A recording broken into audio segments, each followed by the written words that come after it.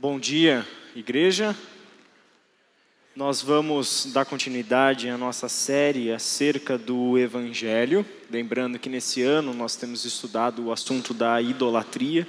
A idolatria tem sido esse tema que nós, como liderança da igreja, achamos urgente de ser trabalhado por nós, uma vez que este é um assunto tão presente e tão marcante nas Escrituras. Nós trabalhamos na primeira parte do semestre, primeira parte do nosso ano, falando então, conceituando a idolatria, falando sobre o que é idolatria, como ele se manifesta, falamos sobre isso nas pregações, nas nossas aulas do Crescer, e agora nós temos desde a série acerca da santidade, temos trabalhado com a resposta bíblica acerca do problema da idolatria. Vimos que isso não é simplesmente um assunto que precisa ser conhecido por nós, porque as Escrituras falam bastante dele. Mas vimos que isso é um assunto que nos toca profundamente no nosso cotidiano, no nosso viver diário. E nessa série nós temos apresentado para vocês qual é a resposta de Deus para este problema humano de viver adorando e em serviço a outras coisas e outras pessoas que não é o Deus único e verdadeiro. Nós temos estudado o assunto do Evangelho, então, e hoje nós vamos para mais um capítulo desse tema, fazendo a pergunta: por que as coisas deram tão errado? Quer dizer, se o mundo foi criado por Deus, se Deus criou o ser humano para que existisse nele e em relação com ele, se Deus é o criador, o sustentador da vida, o redentor da história humana, então se Deus está na origem de todo o mundo e do coração humano, o que deu errado? E por que as coisas deram errado? Porque a realidade comparada com o ideal, a gente percebe uma distância muito grande. Ou seja, um mundo criado por Deus e para Deus, mas quando a gente olha para a realidade nesse mundo, nós vemos as marcas do mal, do sofrimento, da opressão, da distância do ser humano em relação a Deus. Por isso hoje nós vamos falar sobre o problema do pecado, e para nos conduzir dentro desse tema, nós vamos ler a carta de Paulo aos Efésios, no capítulo 2, do verso 1 até o verso 3.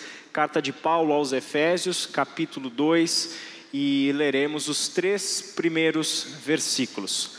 Enquanto você abre a sua Bíblia e procura esse texto, eu tomo como minha oração o desejo de que o Senhor use a sua palavra nessa manhã como um alerta, e que este alerta seja de fato ouvido e atendido por nós. A palavra de Deus, como nós temos visto ao longo de todo esse ano, ela consiste em diversos alertas da parte de Deus para nós. Alertas que estão mostrando que, olha, a realidade deste mundo é uma realidade de pecado, de escravidão, de dominação, condenação, morte. O curso natural deste mundo é um curso que te leva para muito distante de Deus e daquilo que é o projeto de Deus para a vida humana. Constantemente, ao longo de toda a Escritura, Deus está dando alertas para o seu povo. E a gente também encontra nas Escrituras um padrão de resposta do povo a Deus, que é ignorar os alertas que Deus dá. Vocês já perceberam isso lendo as Escrituras, a história do povo de Israel, a teimosia dos cristãos das primeiras igrejas, e a nossa vida pessoal revela esse padrão humano, e mesmo padrão humano de pessoas que se dizem cristãs e fiéis a Deus, um padrão de ignorar os alertas que o Senhor nos traz. Na semana retrasada, enquanto eu estava de férias, nós vimos no jornal a notícia de que uma família inteira morreu na cidade de Santo André, em São Paulo, no seu apartamento. Vocês viram essa notícia? Toda aquela família morreu, por quê? Porque houve um vazamento do monóxido de carbono daquele sistema de aquecimento a gás da casa. E quando a gente viu a notícia em que o delegado que conduziu a investigação falava dos motivos, ele fez questão de dizer o seguinte: olha, o síndico que foi entrevistado por nós, disse que há muito tempo atrás e várias vezes alertou o homem da casa ali, dizendo o seguinte: aquela instalação está errada, vocês precisam colocar a tubulação para mandar para fora o monóxido de carbono. aquela instalação está errada, mas ele ignorou o aviso. Antes deles fazerem a viagem que fizeram para os Estados Unidos, todos da casa passaram mal e tiveram que ir para o hospital. Eles ignoraram o segundo aviso. E aí aconteceu o quê? Eles voltaram de viagem e todos eles morreram, porque avisos repetidos foram ignorados. A palavra do Senhor mostra esse mesmo padrão de ignorar os seus avisos e que nós precisamos, como cristãos, como cristãs, ou até mesmo pessoas que estão aqui nos visitando e que não conhecem a Cristo e que não tomaram uma decisão por seguir a Cristo. Nós precisamos olhar para a palavra de Deus como um aviso amoroso. Na verdade, diversos avisos que consistem no amor de Deus por nós. Cuidado, porque o curso natural deste mundo é morte. Cuidado, porque o curso natural da vida humana é para distante de Deus. Cuidado, porque são caminhos de morte. Então, tome uma decisão diante dessa realidade. Tome uma decisão acerca dos caminhos pelos quais vocês têm vivido. Este é o Deus que constantemente nos dá o seu alerta. E o alerta que nós lemos na carta de Paulo aos Efésios consiste nas seguintes palavras: vocês estavam mortos por causa de sua desobediência e de seus muitos pecados, nos quais costumavam viver como o resto do mundo, obedecendo ao comandante dos poderes do mundo invisível. Ele é o Espírito que opera no coração dos que se recusam a obedecer. Todos nós vivíamos desse modo, seguindo os desejos ardentes e as inclinações de nossa natureza humana. Éramos, por natureza, merecedores da ira como os demais. Eu quero pensar sobre esse texto com você a partir de 3 palavras que se destacam nessa história toda acerca do pecado que o apóstolo Paulo, sobre o qual o apóstolo Paulo tanto escreveu nas suas cartas. A primeira palavra é a palavra morte. Quando nós pensamos em pecado, a primeira palavra que tem que vir à nossa mente é morte. Pecado é morte. Paulo começa esse argumento dizendo que vocês estavam mortos por causa de sua desobediência e de seus muitos pecados. Paulo com isso está mostrando para nós que até que Jesus Cristo tenha vindo a esse mundo, feito tudo o que fez e aberto para nós a possibilidade de encontrarmos vida verdadeira em Deus, tudo aquilo que nós chamamos de vida, na verdade, não é vida, mas é uma vida de morte e para a morte. Essa história de que nós vivemos da forma como nós queremos viver, já significa que nós estamos vivendo na morte e para a morte. A existência humana é uma existência no pecado. E por ser uma existência no pecado, a existência humana se dá em um universo onde a morte reina soberanamente. Então nós estávamos não cometendo pecados. O texto não diz que nós ocasionalmente fazíamos uma coisa certa e fazíamos uma coisa errada. Ele não trata o pecado como uma possibilidade, uma escolha que está diante de nós em situações do cotidiano, onde nós podemos acertar ou nós podemos errar. A situação não é tratada dessa forma. E o apóstolo Paulo, fazendo eco a toda a Escritura, mostra que a nossa vida toda é uma vida que está no pecado. E esta vida no pecado se chama uma vida de morte, não é a vida verdadeira. É por isso que Jesus Cristo veio a esse mundo para nos dar vida e vida plena. Ora, Ele só pode dar vida e só pode conceder a vida em um mundo que não conhece e que não tem acesso à vida. É para este mundo de morte que Jesus Cristo veio trazer vida, e vida abundante, vida plena. Essa palavra de Paulo, portanto, ela está colocada como uma resposta, como mostrar as consequências da origem desse problema do pecado, que é lá no livro de Gênesis, capítulo 2, principalmente o versículos 16 e 17, quando encontramos o mandamento do Senhor acerca da árvore do conhecimento do bem e do mal, e no capítulo 3, quando o pecado de fato se estabelece, entra para a criação de Deus, entra para a história, e a partir deste momento, toda a narrativa bíblica é mostrar as consequências do pecado e o que Deus está fazendo para resolver o problema do pecado. A Bíblia tem 4 capítulos de paz, onde o pecado não existe, onde o pecado não tem domínio. São os 2 primeiros capítulos de Gênesis e os 2 últimos capítulos do Apocalipse. São apenas esses 4 capítulos. O restante de toda a Escritura se desenrola, a narrativa tem como cenário o problema do pecado e o que Deus está fazendo na história para resolver o problema do pecado na humanidade. Portanto, quando nós lemos Gênesis 2, 16 e 17, nós encontramos aonde o problema surgiu.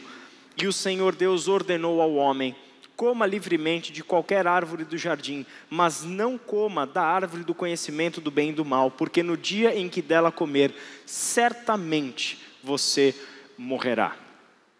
E o restante da história a gente não precisa nem lembrar, a gente sabe o que aconteceu.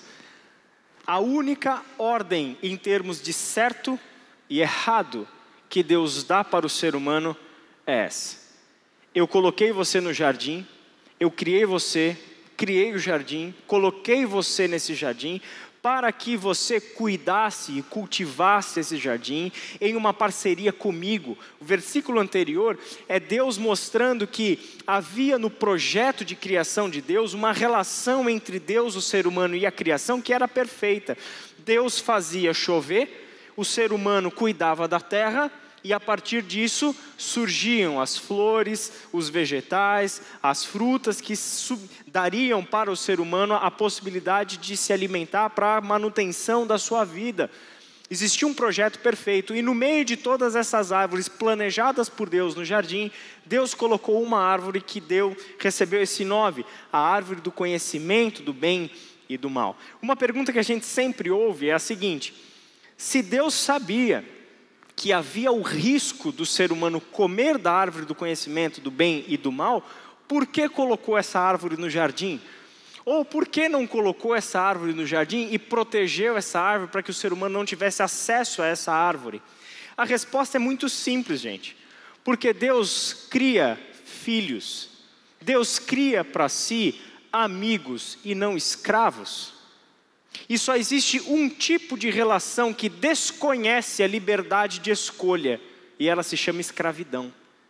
E Deus é amor, e não um déspota escravagista. Deus é amor. E se Ele é amor, Ele precisa dar para nós liberdade de escolha. Porque Ele é amor, Ele dá para nós a possibilidade de dizer não para Ele. Porque Ele é amor, que o pai da parábola que Jesus contou em Lucas capítulo 15, não impede que o seu filho vá para fora de casa e o abandone e gastar todos os bens da família dissolutamente. O pai não aprisiona o filho em casa, o pai não senta com o filho e dá uma lição de moral do filho, mostrando por que era mais atrativo permanecer na casa do pai. O pai não faz isso. Se o desejo do filho é pegar os bens da família, virar as costas para o pai e ir viver num país distante, gastando e vivendo de acordo com seus próprios prazeres e vontades, o pai deixa o filho ir. E isso consiste em amor. Isso é um gesto de amor. Deus não nos aprisiona, e no verdadeiro amor precisa haver liberdade.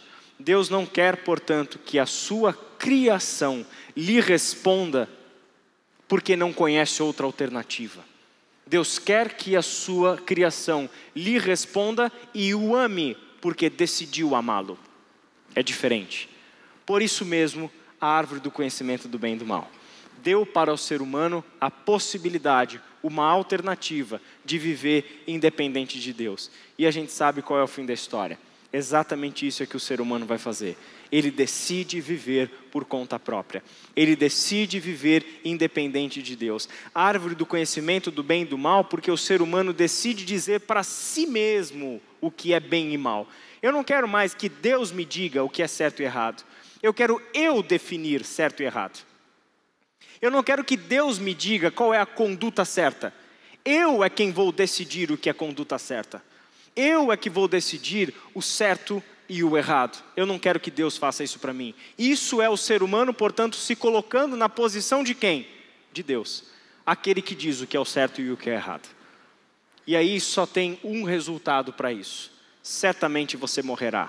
A morte. Nós sabemos que a morte do ser humano não é uma morte no sentido físico e literal. Uma vez que quando Eva e depois Adão comem do fruto da árvore do conhecimento do bem e do mal, eles não caem mortos instantaneamente, mas eles começam a experimentar os efeitos da morte na vida deles. E o primeiro efeito da morte na vida deles, você sabe qual é? A quebra da relação com Deus. Após comerem do fruto, o texto diz que Deus desceu ao jardim e caminhava pelo jardim como era de seu costume fazer quando virava o dia, e ele procurou o homem, e o que ele encontrou? Um ser humano com medo, escondido de sua presença, com folhas para cobrir a sua nudez, e aí veio a pergunta do Senhor: o que foi que você fez? O que foi que você fez? A relação de amor foi substituída por uma relação de medo. E aqui está estabelecida a realidade da história humana. Seres com uma relação de medo em relação ao seu Criador, que dão as costas para o seu Criador, porque não suportam a santidade da sua presença.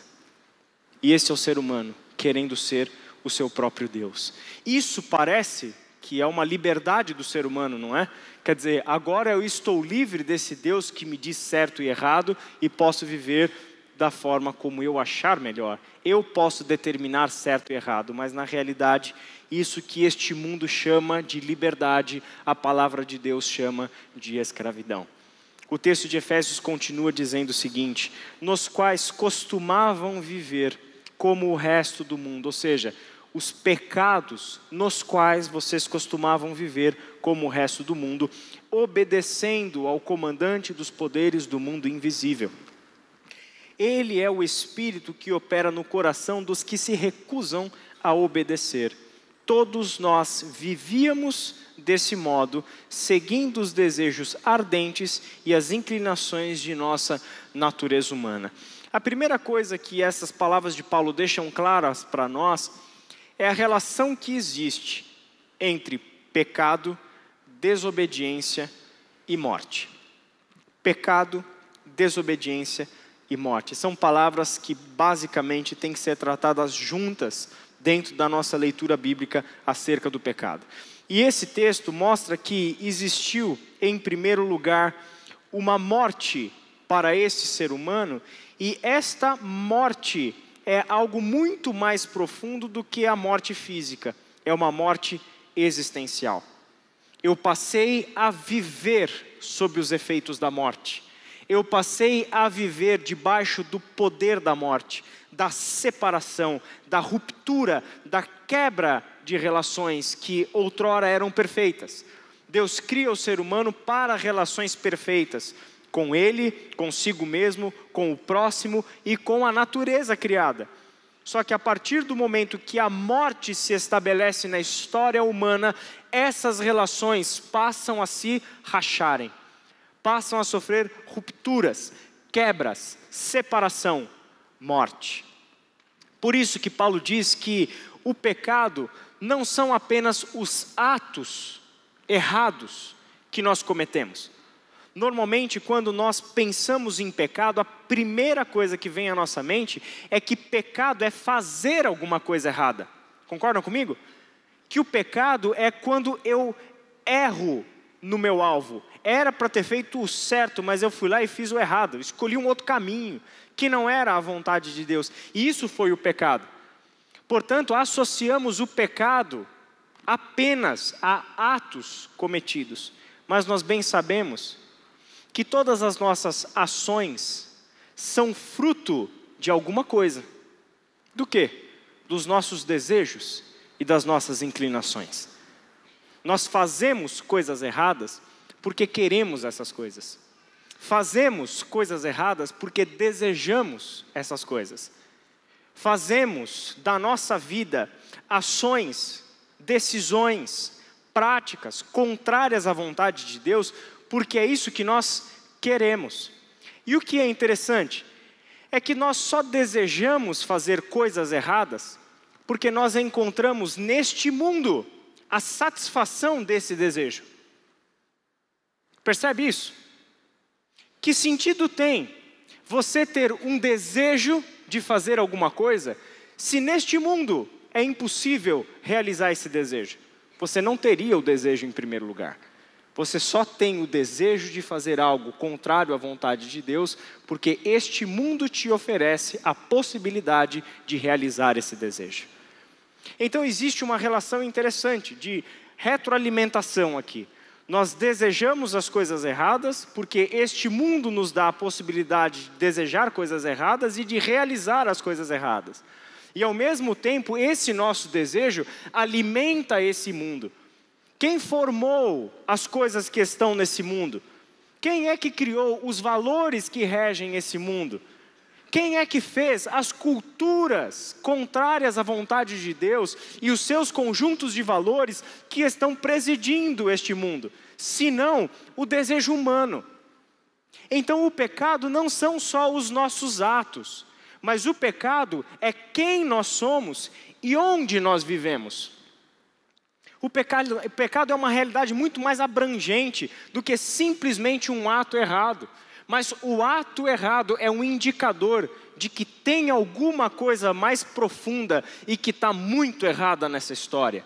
Eu só posso pecar porque vivo num mundo que possibilita a satisfação do meu desejo de pecado. Por isso que o pecado não são as coisas que nós fazemos apenas, mas o pecado é onde nós vivemos. E vivemos no pecado como o resto deste mundo. O texto diz também que existe uma troca de obediência e de serviço. Se o pecado consistiu na desobediência a Deus, agora o pecado é mantido na obediência a Satanás. O que nós fizemos na realidade então como seres humanos? Nós fomos criados para vivermos em obediência a Deus. Porque se vivêssemos em obediência a Deus, desfrutaríamos da vida perfeita. Mas decidimos desobedecer a Deus, para sermos como Deus. E qual foi o resultado disso? Obediência a Satanás. O texto diz, obedecendo ao comandante dos poderes do mundo invisível. Ele é o Espírito que opera no coração dos que se recusam a obedecer. Quem é o Espírito que governa tudo o que há neste mundo contrário à vontade de Deus? Quem é o Espírito da desobediência? Quem é o Espírito que se opõe a Deus? Quem é o Espírito que não reconhece a Deus como Senhor e nem lhe presta a adoração? Quem é esse Espírito? Satanás. Este é o nome bíblico para este Espírito. Por isso que a primeira carta de João vem dizer que Jesus Cristo se manifestou para destruir as obras de Satanás. Porque ele e nele estão os agentes da nossa escravidão em relação ao pecado. O texto segue falando sobre qual é a abrangência do pecado. Todos nós vivíamos desse modo. Não existe um único ser humano, não existe um indivíduo que não se enquadre nessa realidade. Não existe uma única exceção. Todo o mundo está sob a escravidão do pecado. As sociedades estão sendo formadas debaixo do poder do pecado. As leis dos homens estão sendo construídas debaixo do poder do pecado. O conjunto de valores que rege a nossa vida estão sendo formados debaixo do poder do pecado. E isso engloba todos nós, toda a humanidade, de todos os tempos.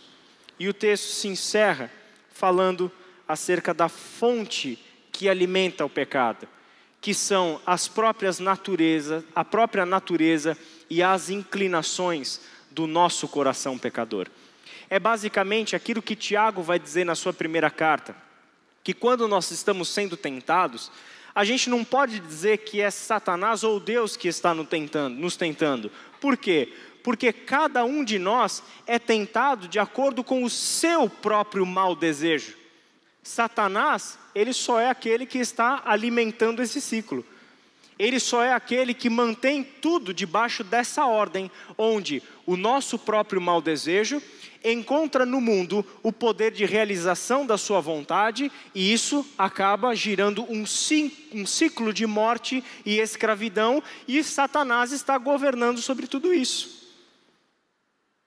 E essa é a história humana.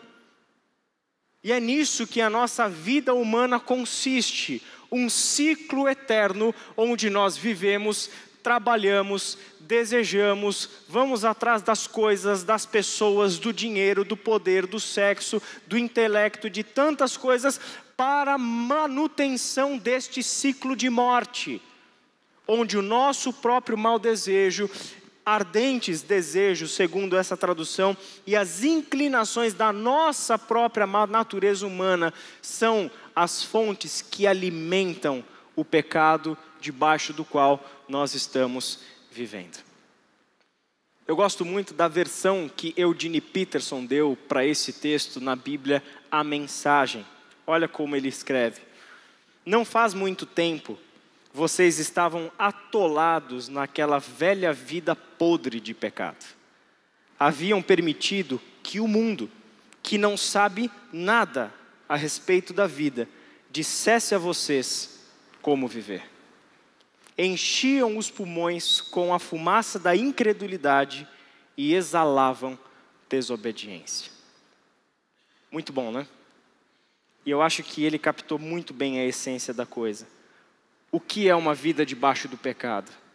É você permitir que alguém que não sabe absolutamente nada sobre a vida te dissesse como viver sua vida. Isso é viver debaixo do pecado. Essa é a nossa realidade no pecado. O apóstolo Paulo escreve para os Romanos, no capítulo 6, versos 12 e 13. Portanto, não permitam que o pecado continue dominando os seus corpos mortais. Olha que interessante, Romanos, assim como Efésios, ele está escrevendo para pessoas que já se converteram a Jesus Cristo. Está escrevendo para comunidades cristãs. E ele mostra que existe essa tendência humana, mesmo sendo discípulos de Jesus, mesmo crendo no seu evangelho, mesmo tendo dentro de si o Espírito Santo de Deus, nós temos que lutar contra a nossa natureza humana forjada no pecado. Porque a tendência natural, se nós não vigiarmos, se nós não colocarmos a nossa mente no Senhor, se não meditarmos na palavra do Senhor de dia e de noite, se não mantivermos com Deus uma vida de oração e comunhão com Ele, se não perseverarmos na comunhão com os santos, o que vai acontecer? O pecado vai continuar dominando vocês. Portanto, não permitam que o pecado continue dominando os seus corpos mortais, fazendo que vocês obedeçam aos seus desejos. Não ofereçam os membros do corpo de vocês ao pecado como instrumento de injustiça. Antes, ofereçam-se a Deus como quem voltou da morte para a vida. E ofereçam os membros do corpo de vocês a Ele como instrumentos de justiça.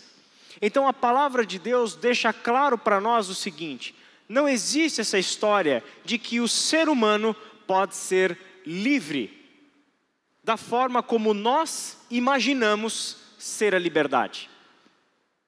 Como nós imaginamos liberdade? Eu posso fazer da minha vida o que eu quiser. Eu vivo do jeito que eu quiser. Ninguém me diz como viver.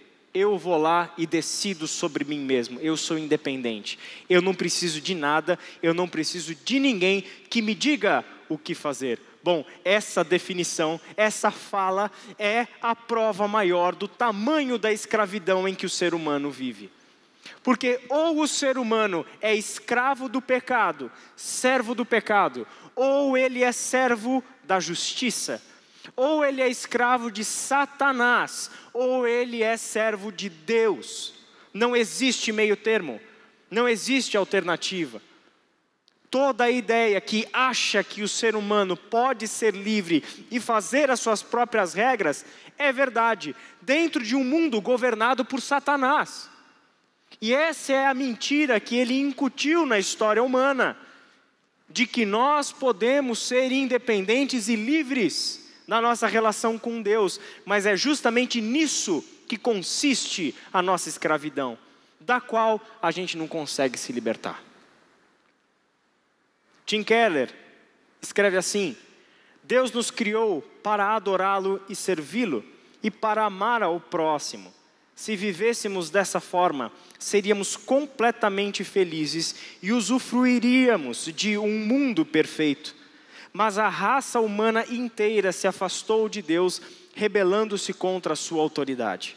Em vez de viver para Deus e para os nossos semelhantes, vivemos centrados em nós mesmos. Qual é a ordem que Deus criou para o ser humano? O ser humano deveria viver para Deus e para o seu próximo. Qual é a ordem que a morte e o pecado estabeleceram na vida humana? Eu vivo para mim mesmo. E eu não quero saber de Deus e nem do próximo. Eu sou meu Deus e eu sou meu próximo. Eu vivo para satisfazer o meu desejo, a minha vontade, os meus projetos e os meus planos, independente do que Deus queira e independente do meu próximo. Eu faço o que eu quiser. E nessa história toda, nós estamos unidos como humanidade, como a gente viu. A abrangência do pecado é todos nós. Todos nós pecamos e destituídos estamos da glória de Deus. Não há um justo sequer, Paulo argumenta em Romanos 3. Portanto, nós como humanidade estamos unidos, estamos fechados no pecado. Ao mesmo tempo, nós como humanidade estamos em oposição uns aos outros. É por isso que nós temos tantos problemas de relacionamento em todas as ordens. Porque nós somos, na nossa constituição humana, incapazes de vivermos para Deus e para o próximo. O pecado e a sua ordem, o seu poder, dominação e escravidão nos fazem viver para nós mesmos. Como o nosso relacionamento com Deus foi desfeito, todos os outros relacionamentos com outros seres humanos, com nós mesmos e com o mundo criado também sofreram rupturas. O resultado é a decadência e ruína espiritual, psicológica, social e física. O mundo acha-se agora debaixo do poder do pecado. E o que isso significa? Significa que o pecado nos coloca sob o domínio dos nossos desejos e das nossas paixões. Não temos controle sobre eles. É exatamente o oposto. Eles é que nos controlam e conduzem a nossa vida. Se tem uma palavra muito comum quando a gente começa a conversar com uma pessoa que tem qualquer que seja o seu vício, é a pessoa dizer para você: eu realmente faço uso dessa substância, mas eu paro a hora que eu quiser. Eu realmente sou viciado em pornografia, mas eu paro a hora que eu quiser. Você não entendeu a coisa. E enquanto você pensa desse jeito, você está mantido debaixo da escravidão do pecado. Você não entendeu que não são essas coisas que estão sob o seu domínio, mas é você que está sob o domínio dessas coisas. E essas coisas é que estão dizendo para você como viver sua vida. Por quais valores viver. Aonde colocar os seus pensamentos. Onde investir o seu tempo. Com o que preencher a sua mente. Com o que gastar o seu dinheiro. Você é que está sob o domínio dos seus desejos, das suas paixões, que se transformam em compulsões pelas quais a gente vive. O pecado nos coloca sob o domínio dos nossos desejos e das nossas paixões. Não temos controle sobre eles. Eles é que controlam e conduzem a nossa vida. Vivemos em adoração e serviço a tudo em que vemos uma chance de nos sentirmos completos novamente. E isso é a idolatria. O pecado, por ser escravidão, estabelece conosco uma relação de idolatria. Eu me torno servo, eu me torno adorador, eu me torno um serviçal daquilo que me controla. Eu me torno um servo das minhas compulsões, dos meus desejos, das minhas ambições. E isso determina as escolhas que eu faço na minha vida. Por isso que dinheiro, corpo, o sexo, o poder e o intelecto são algumas das áreas e buscas que o ser humano coloca diante de si e que vive para elas. Mas o que tem de interessante em tudo isso é que nunca é o suficiente, justamente por ser escravidão e um ciclo de morte. O que eu quero dizer com isso? Viva pelo dinheiro, se torne uma pessoa rica e sabe o que você vai descobrir? Que você nunca tem o suficiente. Que você nunca tem o suficiente. E que cada vez você precisa de mais. Aquilo não te completa. Aquilo nunca te completa. Você sempre vai sentir que tem alguma coisa que você ainda não possui. Você sempre vai ter aquela sensação de que sempre existe alguma coisa que eu ainda preciso comprar, que eu ainda preciso ter. Existe alguma coisa que ainda falta e que se eu tiver aquilo, então eu serei completo. Mas essa que é a mentira, esse que é o engano. Porque o dinheiro jamais trará isso. E não é à toa que Jesus deu a dinheiro o nome de uma entidade. Ou você serve a Deus, ou você serve a Mamon, ou você serve ao dinheiro. É uma briga de poderes e sobre quem está governando a sua vida. O corpo perfeito, a mesma coisa. E isso é muito comum no nosso tempo.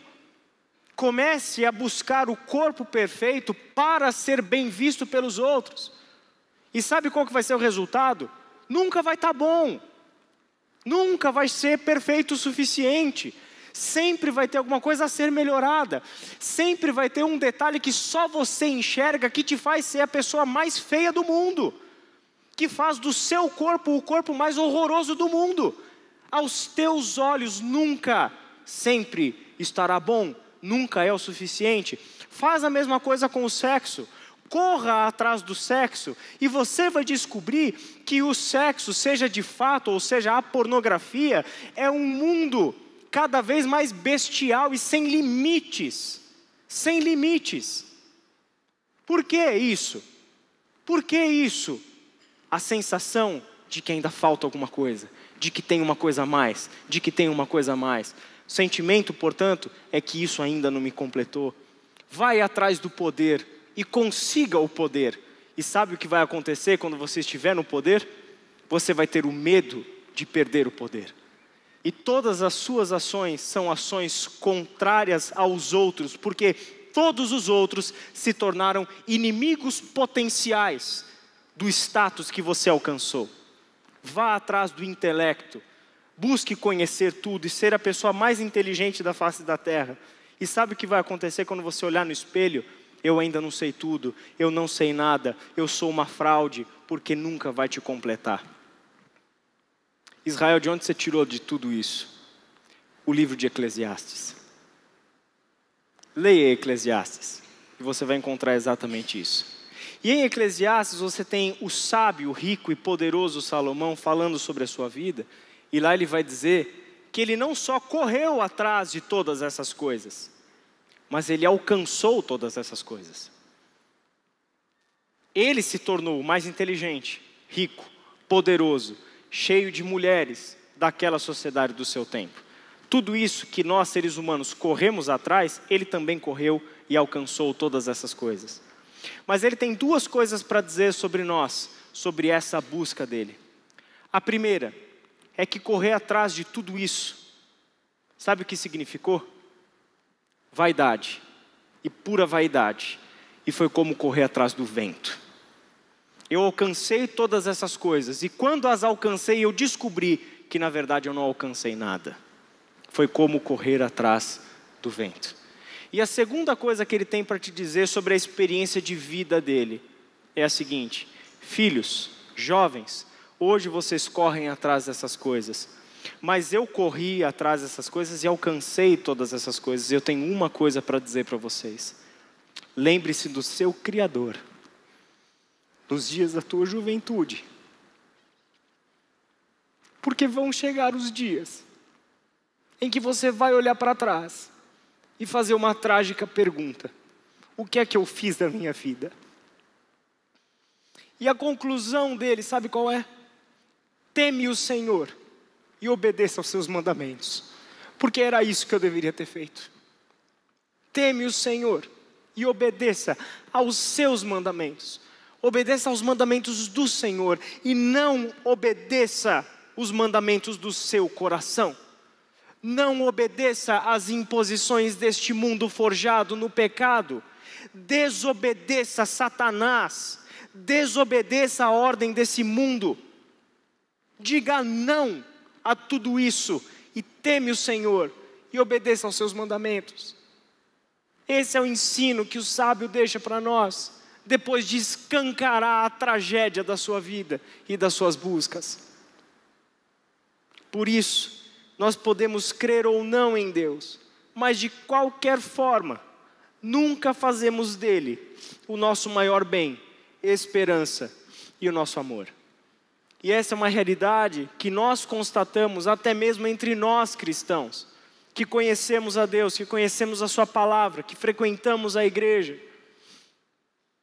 que falamos sobre Deus, que dizemos para o mundo que conhecemos a Deus, que colamos nos nossos carros adesivos falando frases bonitinhas de Deus. Mas na nossa vida cotidiana nós experimentamos diariamente a realidade de que Deus ainda não é o nosso bem maior.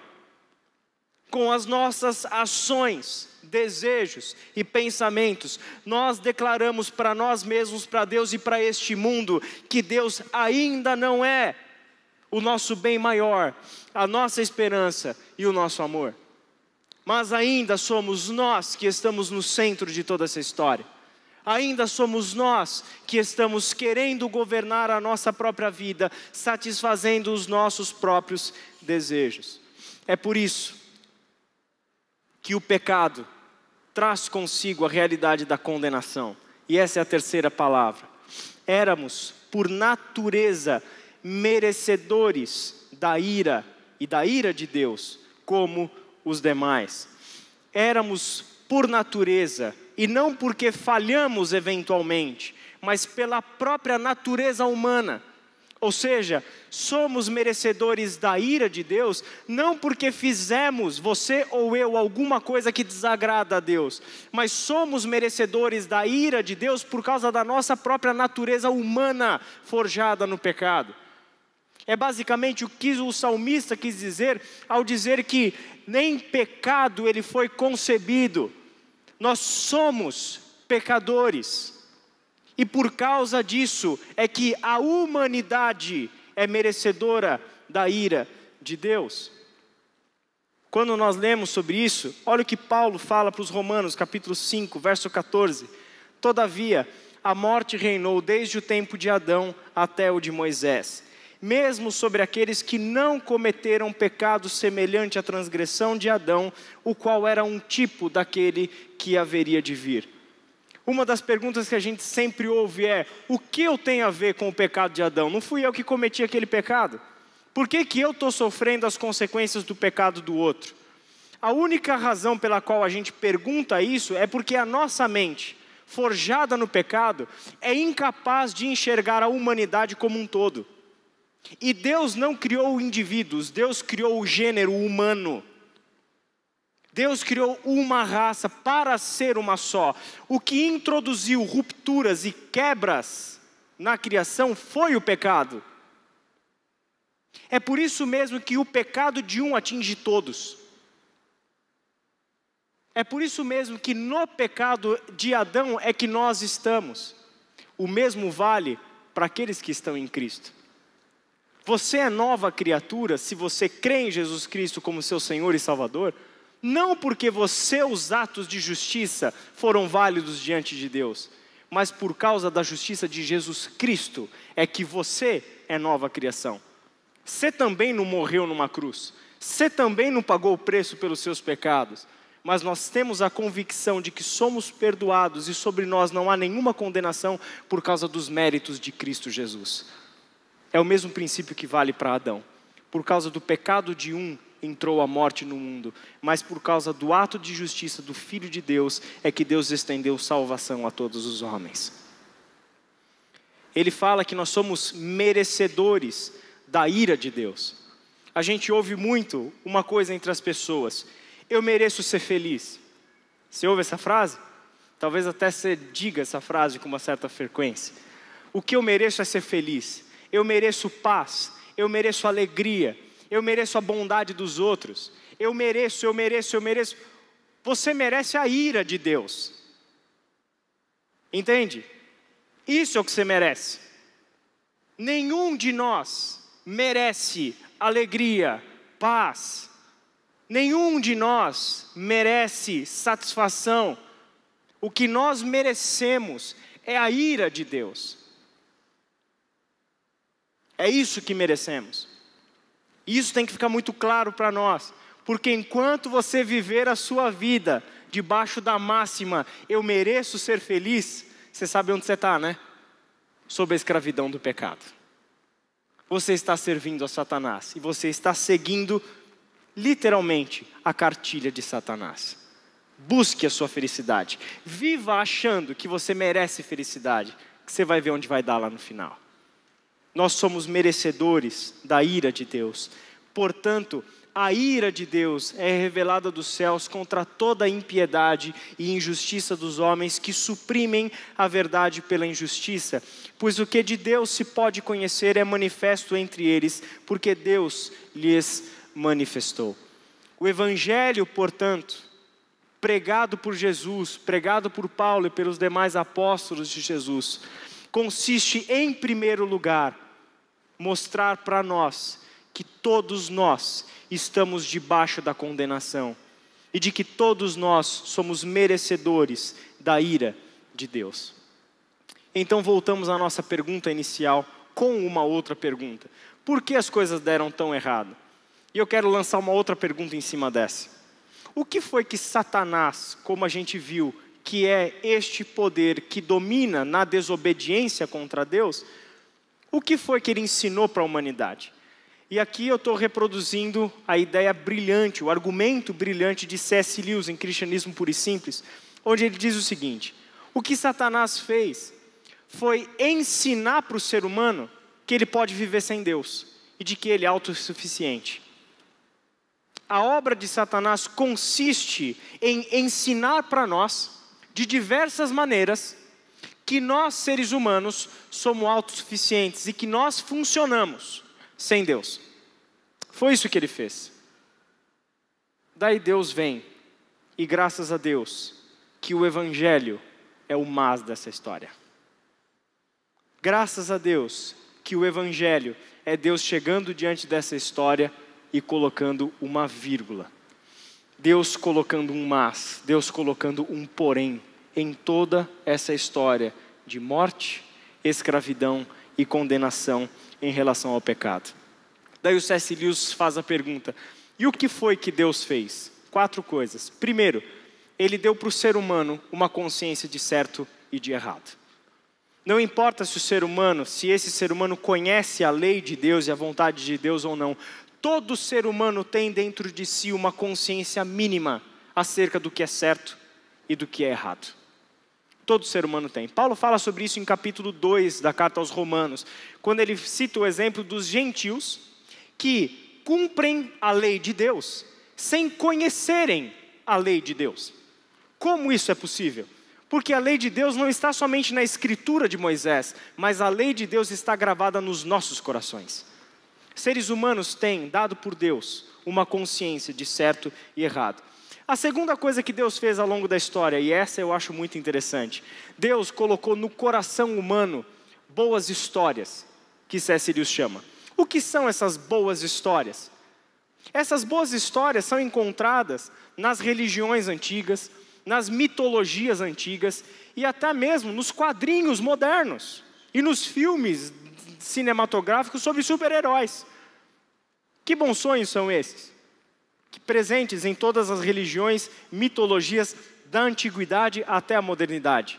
A imagem de um filho dos deuses que vem a este mundo, que sofre, que morre, ressurge e de alguma maneira dá vida ao ser humano.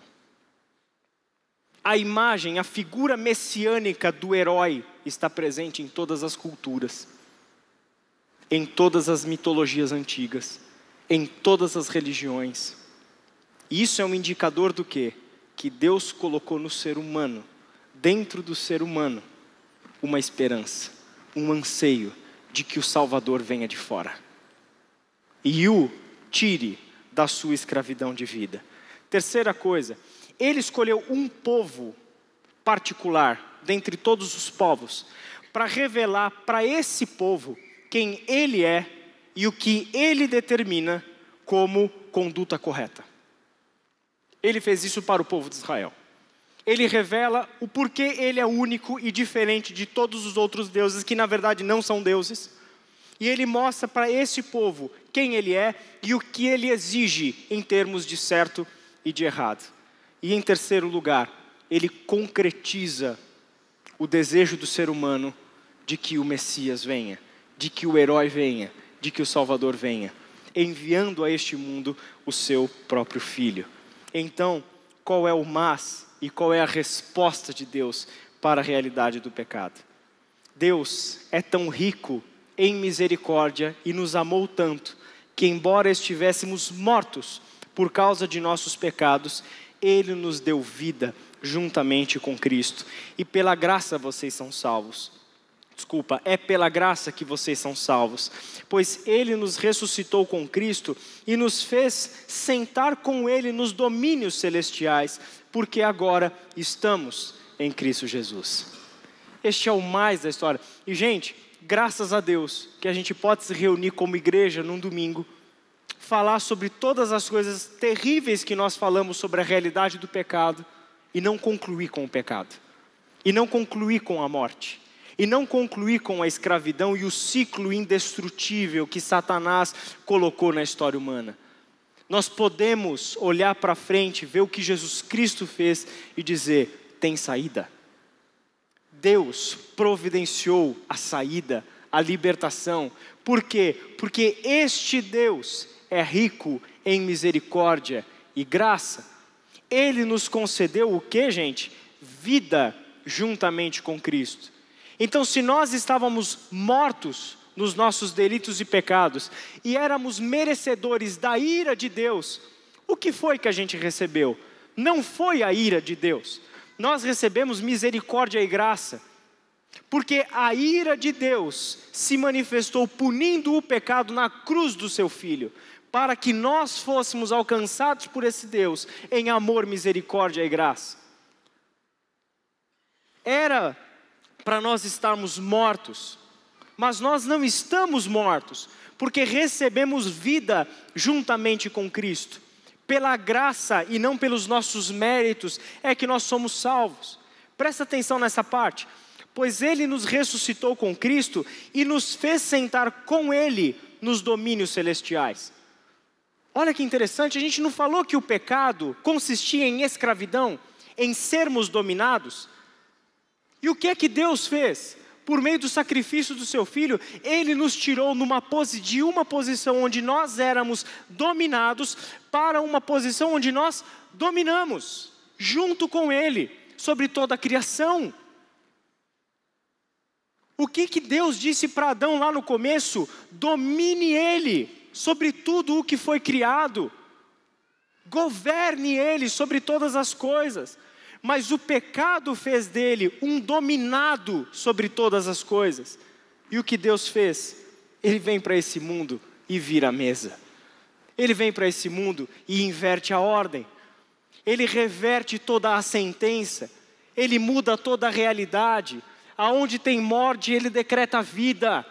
Aonde tem dominação, Ele decreta liberdade.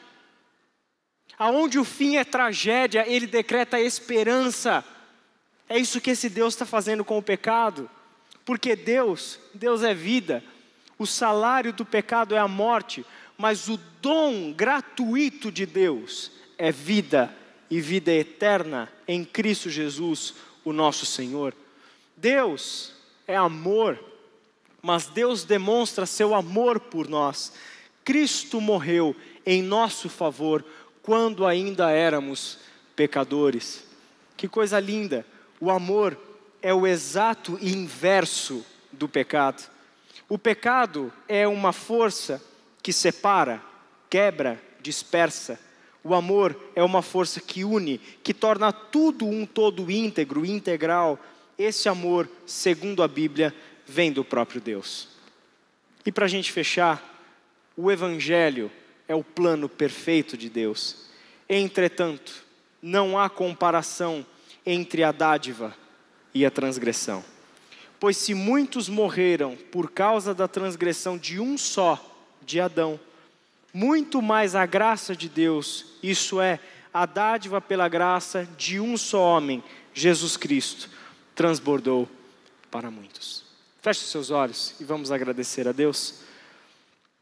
Pai querido, Tua palavra nos conduziu hoje a uma reflexão acerca do pecado, da forma como o pecado, Senhor, está presente nesse mundo, tende a nos dominar, a nos escravizar, tende a nos colocar sob debaixo do poder da morte, da destruição, da separação. Vimos que o pecado traz sobre nós a culpa e a condenação. Mas graças a Deus, que em Ti e pela Tua misericórdia, graça e amor, nós recebemos, Senhor, a libertação do pecado. O Senhor, Pai, em Cristo Jesus, estava transformando morte em vida. O Senhor estava tirando a gente da escravidão para nos conduzir à liberdade. Em Cristo Jesus, no sacrifício do Teu amado Filho, o Senhor estava dizendo para o mundo que não há condenação para aqueles que estão em Cristo Jesus. Pai querido, nossa oração nessa manhã é que se há entre nós pessoas, Pai, que ainda vivem debaixo do poder do pecado e que por alguma razão essas pessoas hoje ouviram a voz do Teu Espírito, foram confrontadas pelo Teu Evangelho e receberam do Senhor a mensagem de salvação, que essas pessoas tomem uma decisão por Ti, que o Senhor mude o rumo dessas vidas, que essas pessoas, Pai, encontrem de fato Jesus Cristo como seu único Senhor e Salvador. E é em nome de Jesus que nós oramos. Amém.